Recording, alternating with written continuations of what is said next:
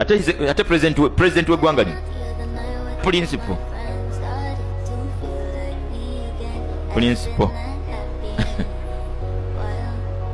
Breaking news, Maulidi Hagasanyo Hidi Hawasiramu Lunaku Horalelo. Finally, His Excellency Robert Kyagulanyi, the President of Uganda, Omulonde Hasisinkanye Hasheki Chiti Chamukoze Amumasa Obambi amuletedde okusala for the first time. Bobi Wine akkiriza wabula kasajja kano Allah yakakwatako oyinza kumbuza batya amumasa video eno njikuletedde gwe comrade Obwago Munanchukachuka wa National Unity Platform. Eno video iyo sagala ogibuke njagala ogirabe paka wegwayo oyina bingi byogenda okufunamu ebyokuyiga naye nga tetunagendayo akavidiyo kanamuteesako kampeleka like kamenya kasotambula katukira bonna banjagenda kumanya kwino information naddala abasiraamu abali eyo gwata na subscribinga simanyi kikyolenda ataba subscribinga omusiraamu agamba nti no Hidi Hamubaraka kale katutandikira na mawulire gafe agale onaku hwailo His Excellency Robert Kyagulanyi akedde kubanga agenda mu streets ze Kampala gye yasokedde nasobola kubanga agawa yente Bobi Wine gwe bayita omukodo asobodde kubanga aliisa abantu awelera ddala 13,000 n'abagulira omuceere ebintu bingi nnyo byaguze video nzikuletedde maaso awo ogenda kubanga obyerabirako ate weyamazaawo n'agamba Sheikh Chiti yampise ate yabadde ayina gyagenda okubanga asomesa okitegeera mujjukire bulungi nti no Sheikh Chiti naye oluusi akolanga mwalimu era Bobi Wine asobodde kubanga addukayo byatuseeyo Sheikh Chiti namugamba nti no nedda ssebo togenda kubeera nga just otudde ng'olaba tugenda kuyigiza okusala era Bobi Wine sokola be video eno ng'agezako okusala mali nkuleetera Sheikh Chiti nga musa ensiko hatta matla'il fajr. Allahu akbar.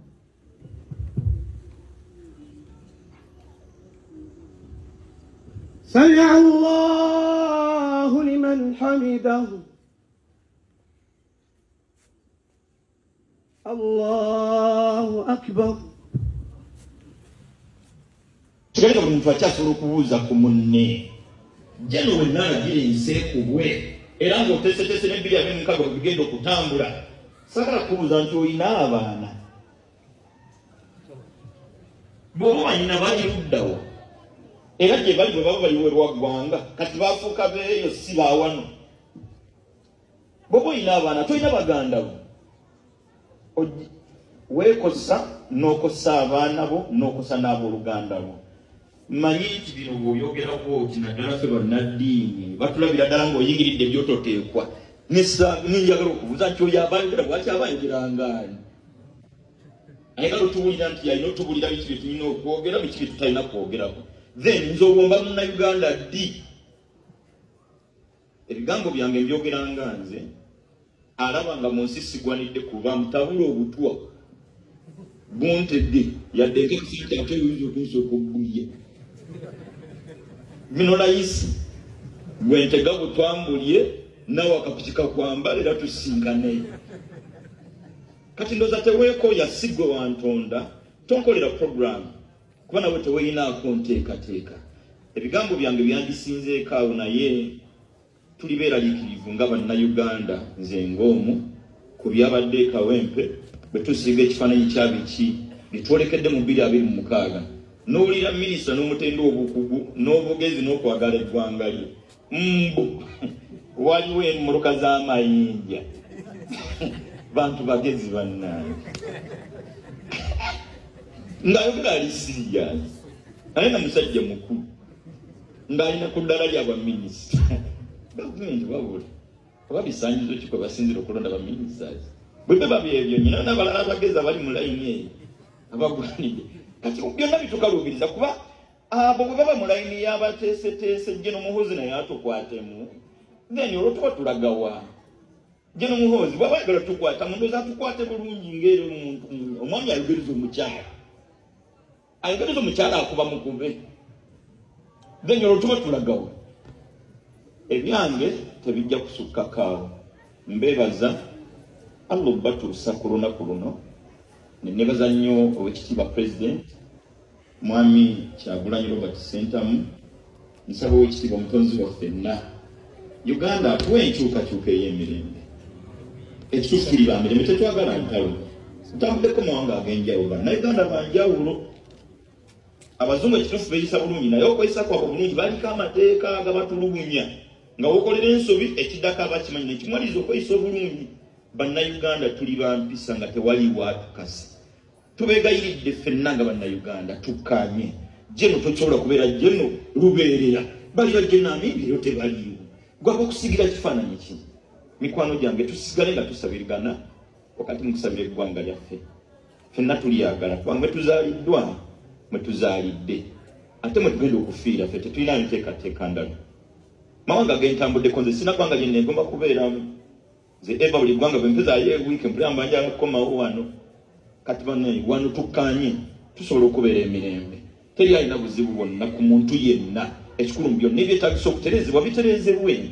Kano mbadde nkirabira. Assalamu alaikum wa rahmatullahi wa barakatuh. Amanya n'eddoboozi Haji Abudu omusomi w'edduwa. Nkola ku nsonga ez'enjawulo, emirimu nga gikutataganyeko, ebyenfuna byo nga bidobonkanye, ne oba oli bweru wa ggwanga emirimu gyakucankalanako.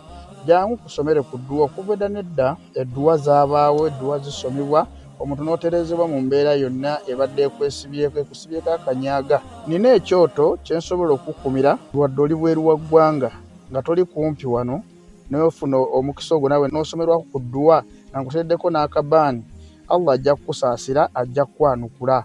Kuba ku nnamba yange y'essimu 0752 44 71 56 ne ku WhatsApp kwendi mpereza obubaka sobolo okuyamba. Assalamu alaikum wa rahmatullahi wa barakatuh.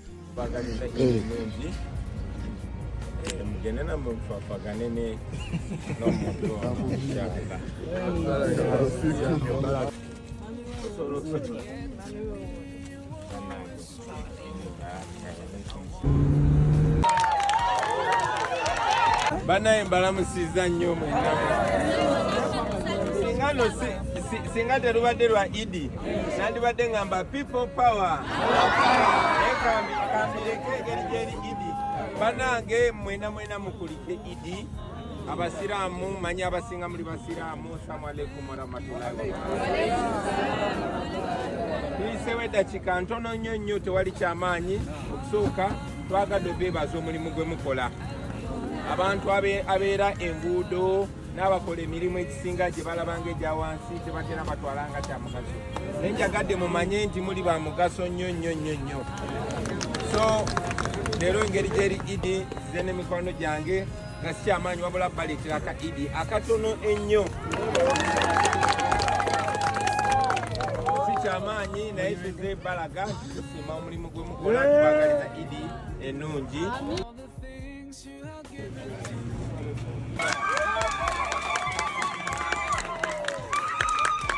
Yagadde baleeterayo kapaketi ka Idi katono ddala.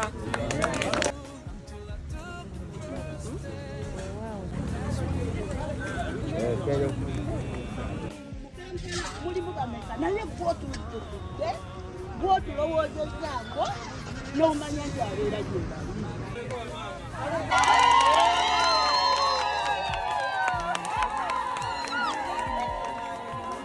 Leero tuli basanyufu nti tusobodde okugabana akatono ke tulina ne bannaffe, bamaama baffe, bannyinaffe, baganda baffe, bano abeera amakubo.